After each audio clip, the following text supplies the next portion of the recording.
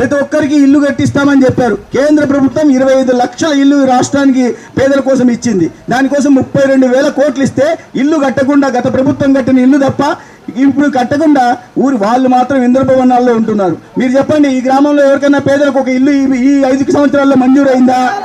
పేదలు ఈ గ్రామంలో లేరా? ఈ గ్రామంలో పేదలు ఉన్నారు కదా, ఒక్కరికైనా ఇల్లు మంజూరైందా?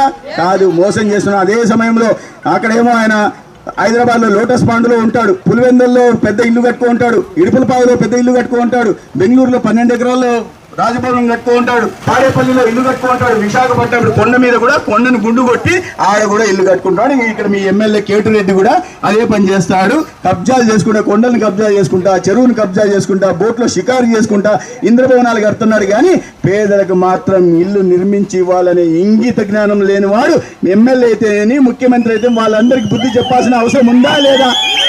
బుద్ధి చెప్పాలి. రాబోయే రోజుల్లో మిత్రులారా, మీకు కేవలం ఇల్లు కట్టించడమే కాదు, 7 సార్లు వీళ్ళు ఈ ప్రభుత్వం కరెంటు బిల్లు పెంచింది 5 సంవత్సరాల్లో.